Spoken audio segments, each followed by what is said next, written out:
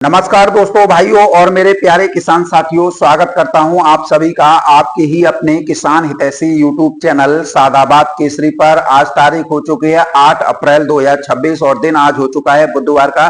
सप्ताह का यह तीसरा दिन है। एक नई उम्मीद, एक नई उमंग, एक नई ताजगी के साथ एक नए जोश का आगाज जो है आज हुआ है। एक नए दिन की शुरुआत जो है वो आज हो चुकी है। तो चलिए आपको बताते हैं मंडियों में आलू का भाव कैसा है, आलू के बाजार कैसे हैं, आलू की ग्राहकी कैसी है, माहौल कैसा है, स्थितियां कैसी हैं और आवकें जो है वो मंडियों में कैसी बनी है। तो मैं आपको सबसे पहले स्पष्ट रूप से बता दूं, आज कुछ अच्छी बातें जो हैं वो आलू के बाजारों के लिए क्या है, वो ये है कि आज मंडियों में सीमित मात्रा में गाड़ियों की आवकें जो हैं आलू की पहुंची हैं। और कहीं ना कहीं दूसरी बात यह है कि आज ग्राहकी जो है वो कल के मुकाबले मंडियों में काफी अच्छी हो गई है।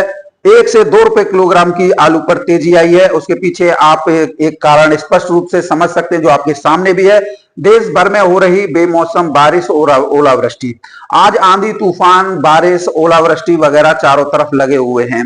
खाद्यान्न फसलों को नुकसान पहुंच रहा है, हरी सब्जियों को नुकसान पहुंच रहा है। तो उस चीज का असर कहीं ना कहीं बाजारों पर पड़ता हुआ जो है नजर आ रहा है।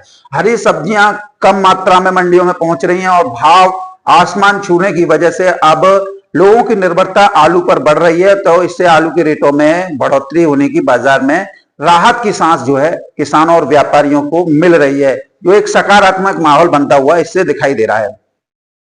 अब बात करते हैं एक महत्वपूर्ण मुद्दे पर जो इस समय पर लगातार हमारी वीडियोस पर कमेंट कर रहे हैं उन लोगों के लिए। इधर किसान साथी, ईरान और इजराइल के बीच लगातार बढ़ते तनाव और युद्ध जैसे हालातों का असर अब सीधे तौर पर भारत के आलू बाजार और किसानों की उम्मीदों पर पड़ने लगा है। ये केवल भू राजनीतिक संघर्ष नहीं रह गया, बल्कि इसका प्रभाव अंतर्राष्ट्रीय व्यापार, सप्लाई चेन और कृषि उत्पादों के निर्यात तक जो है किसान साथियों पहुंच चुका है।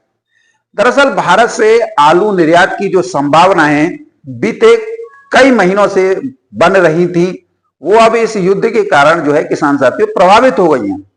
खासकर रूस, मिडल ईस्ट देशों, अन्य बाहरी राज्यों बाजारों में भारतीय आलू की मांग तेजी से बढ़ रही थी, जो आप अमर उजाला में भी देखे, दैनिक जागरण अखबार में भी देखे, हिंदुस्तान में भी देखे।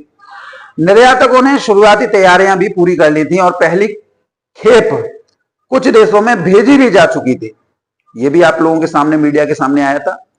इससे आप किसानों और व्यापारियों में उम्मीद जगी थी कि इस बार घरेलू बाजार में दबाव कम होगा और आलू के निर्यात के माध्यम से किसानों को बेहतर मूल्य मिल सकेगा। लेकिन जैसे ही आगे की खेप भेजने की तैयारी चल रही थी, उसी दौरान अमेरिका, ईरान और इजराइल के बीच जो है तनाव बढ़ गया और हालात युद्ध की ओर जो है बढ़ने लगे। स्टेट ऑफ हॉर्म्यूज जो है बंद कर दिया, जो कि व्यापार का सबसे बड़ा सशक्त मार्ग था। इसके बाद अंतरराष्ट्रीय शिपिंग, समुद्री मार्गों और व्यापारिक गतिविधियों पर असर पड़ना शुरू हो गया। कई निर्यातकों ने सुरक्षा कारणों से आगे की खेप जो है भेजना रोक दिया कि हम नहीं भेजेंगे भैया, बहुत नुकसान हो जाएगा हमारा।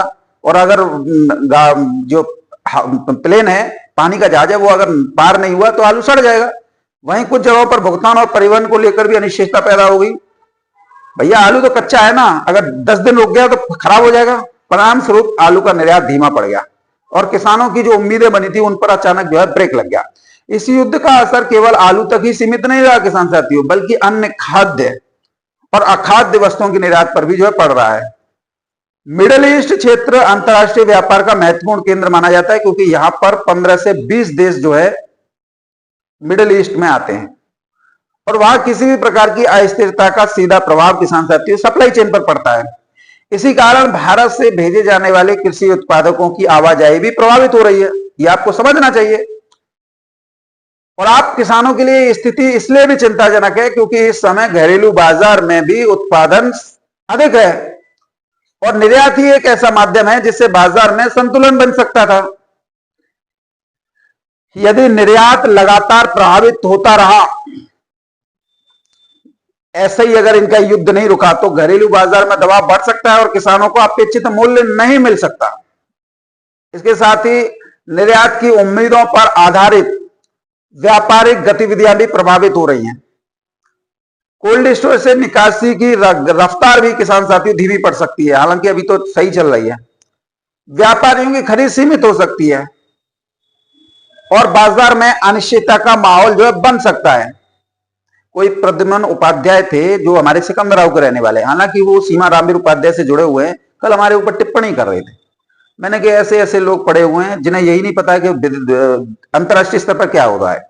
ये पूरी श्रृंखला सीधे तौर पर किसानों की आय को प्रभावित करती है। कुल मिलाकर देखा जाए, ईरान और इजराइल के बीच बढ़ते युद्ध केवल अंतर्राष्ट्रीय राजनीति का मुद्दा बन नहीं रह गया, बल्कि इसका सीधा असर भारतीय किसानों और व्यापार निर्यात संभावनाओं पर पड़ रहा है।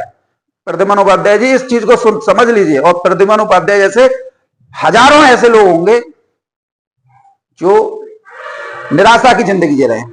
अब बाजार की दिशा काफी हद तक इस बात पर निर्भर करेगी कि युद्ध कब तक चलता है और कब तक हालात सामान्य होते हैं। जैसे स्थितियां शांत होंगी, निर्यात की संभावना फिर से मजबूत होगी और किसानों की उम्मीदें दोबारा परवान चढ़ सकती हैं।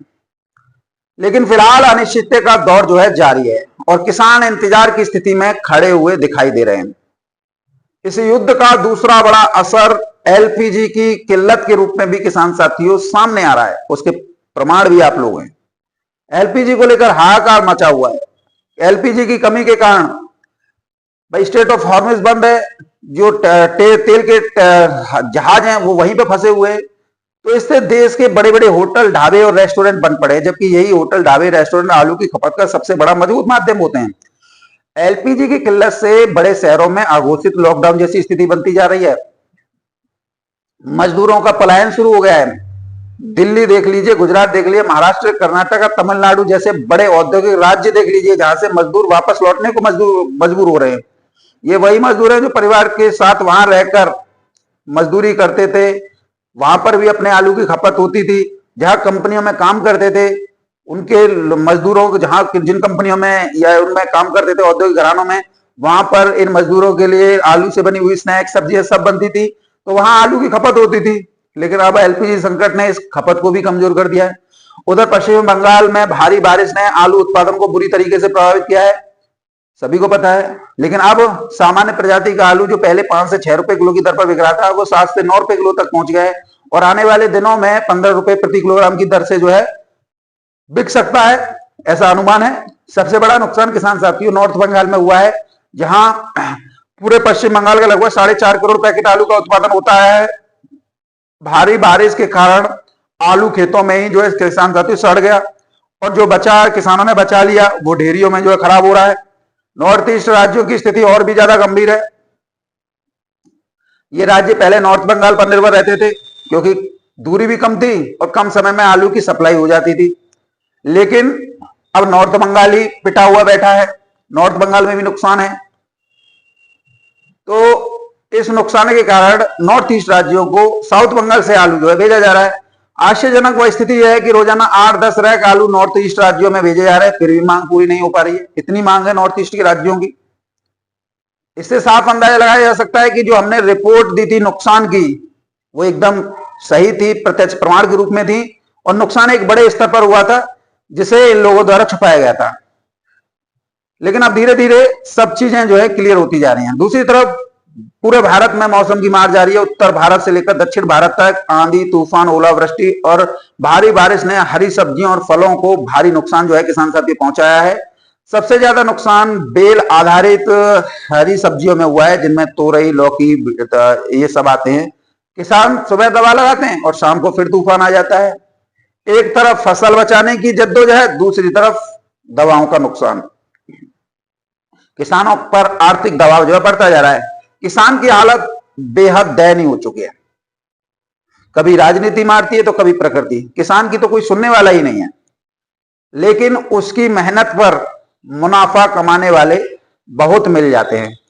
इसी बीच बांग्लादेश ने भी वहां भारी बारिश और ओलावृष्टि से आलू की फसल में हुए नुकसान और देश में बढ़ रही कीमतों को थामने के लिए भारत से आलू की मांग जो है कर दी है।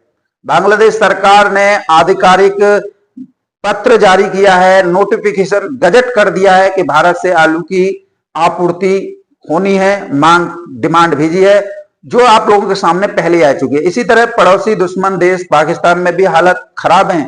वहां आलू, प्याज और टमाटर की कीमतों में किसान साथियों आग लगी हुई है। पाकिस्तान सरकार भारत के सामने गिड़गिड़ा रही है, जनता की भुखमरी की दुहाई दे रही है कि कैसे भी आलू, प्याज, टमाटर की आपूर्ति जो है पाकिस्तान के लिए की जाए, अनुमति दी जाए। पाकिस्तान ने भारत को आधिकारिक मांग पत्र भी भेजा, जो मैंने आपको कल दिखाया था। तो अब स्थितियां पूरी तरीके से किसान साथियों भारत सरकार के निर्णय पर निर्भर है। चाहे भारत सरकार बांग्लादेश को आलू भेजना चाहे या पाकिस्तान को, सब डिसाइड केंद्र सरकार यानी भारत सरकार को करना है और समीक्षा करने के बाद करना है, क्योंकि कोई भी सरकार हवा में आदेश नहीं देती है, उसके क्या परिणाम या क्या दीर्घकालिक परिणाम हो सकते हैं वो देखा जाता है।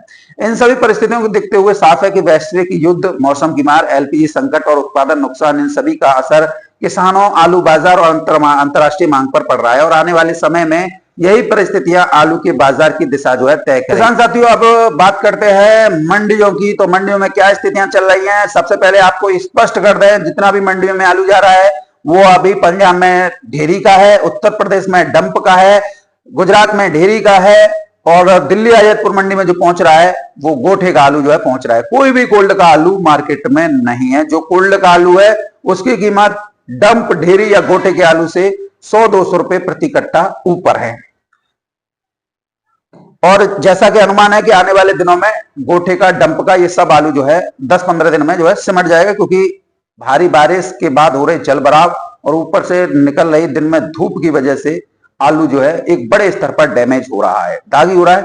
और जो डंप या गोठे या ढेरी का आलू मंडी में पहुंच रहा है वो मंडी में पहुंचते पहुंचते आधी गाड़ी जो है वहीं सड़ रही है। तो ऐसे में आप समझ सकते हैं कि आप आलू का क्या होना है।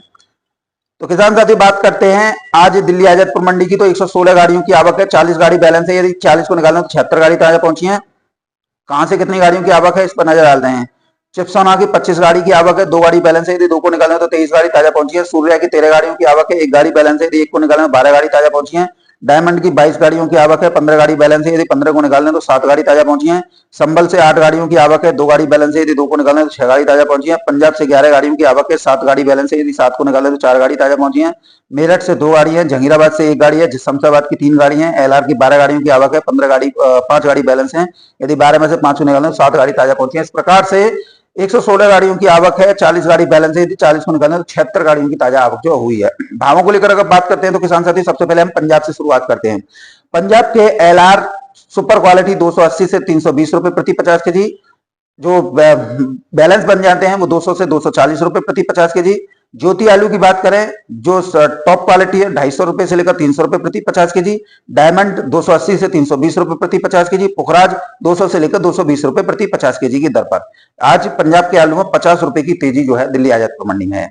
बात करते हैं जो कोटे वाले आलू हैं संभल के, उसकी कीमत 200 से लेकर 250 रुपए प्रति 50 के जी की दर पर है। चंदौसी के गोटे वाले आलू 280 रुपए से लेकर 350 पौने 400 रुपए प्रति 50 के जी। बात करते हैं सूर्य आलू की। सूर्य आलू जो टॉप वीवीआईपी माल है, जो कोल्ड स्टोरेज में थोड़ा बहुत आ रहा है, वो 650 से लेकर 700 रुपए प्रति 50 के जी।